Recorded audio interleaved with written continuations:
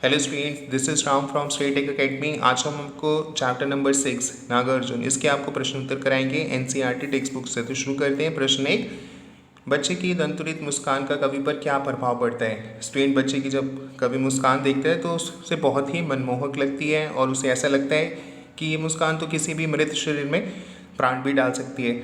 और इसका उत्तर आप इस तरह से लिखें, बच्चे की दंतुरित मुस्कान का कवि पर गहरा प्रभाव पड़ता है। कवि को बच्चे की मुस्कान बहुत मनमोहक लगती है जो मृत शरीर में भी प्राण डाल देती है। और अब आते हैं प्रश्न 2 पे। बच्चे की मुस्कान और एक बड़े व्यक्ति की मुस्कान में क्या अंतर है। स्ट्रेट आप इसे इस तरह से लिखें, बच्चे की मुस्कान, बच्चे जो हैं मुस्कुराते समय किसी खास मौके की प्रतीक्षा नहीं करते, जबकि बड़ों के मुस्कुराने की खास वजह होती है। बच्चों को तो जब मुस्कुराना होता है वो तो तब मुस्कुरा देते हैं, वो तो ये नहीं सोचते हैं कि कोई ख़ास मौका आएगा तभी वो मुस्कुराएंगे।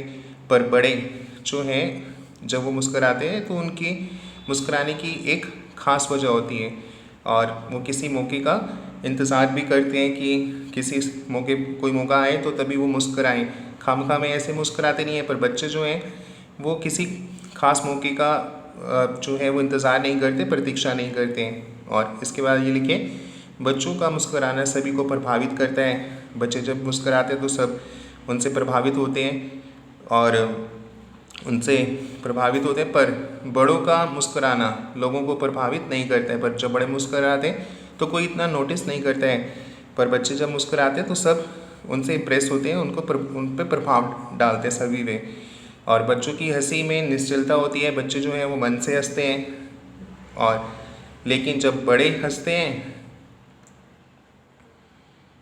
तो बड़े जो हैं स्टूडेंट जब वो बड़े मुस्कुराते हैं या उनकी जो मुस्कुराहट है वो कृत्रिम भी होती है, यानी कि वो नकली मुस्कुराहट भी हो सकती है उनकी।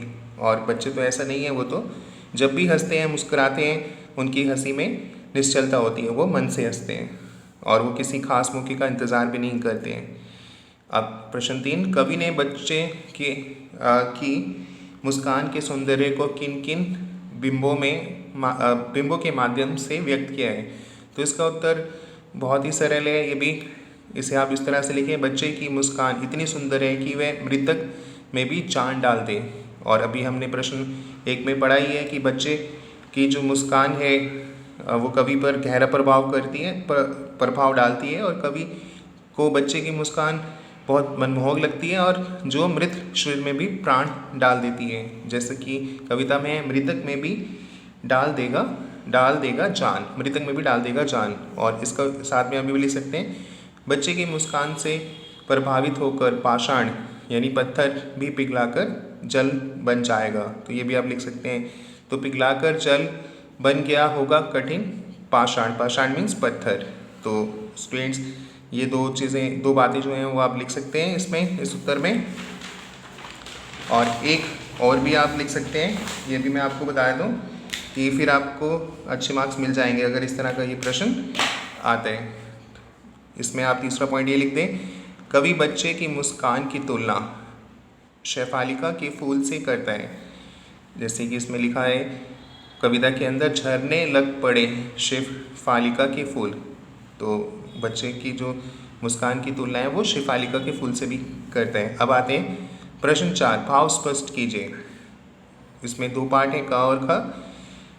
इसमें फर्स्ट है, का है, छोड़कर तालाब मेरी झोपड़ी में खेल रहे जलजात।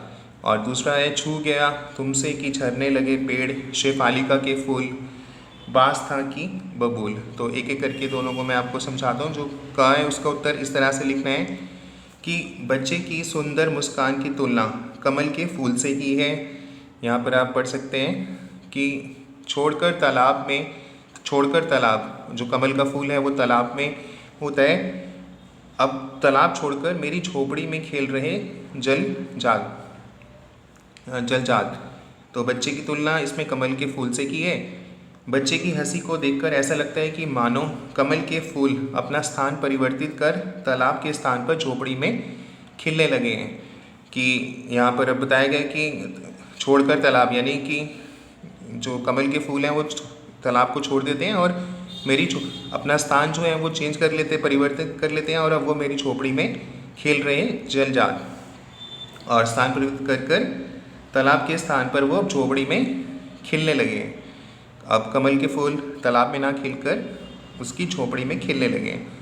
और उसके बाद ये छा गया तुमसे कि झरने लगे पेड़, शेफालिका के फूल बांस था कि बबूल।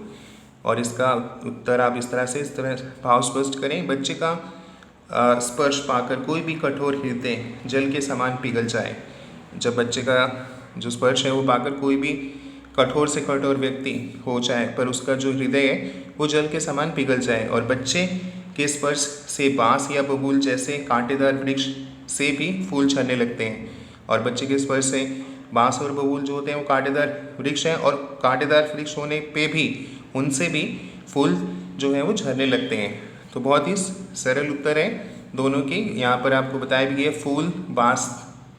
फूल जो है वो बांस था कि बबूल, शेफालिका के फूल, जैसे कि हमने अभी इस प्रश्न में भी पढ़ा, प्रश्न 3 में भी, जो इसका तीसरा हमने पॉइंट लिखा कि कवि बच्चे की मुस्कान की तुलना शेफालिका के फूल से करता है। तो आप ये भी लिख सकते हैं।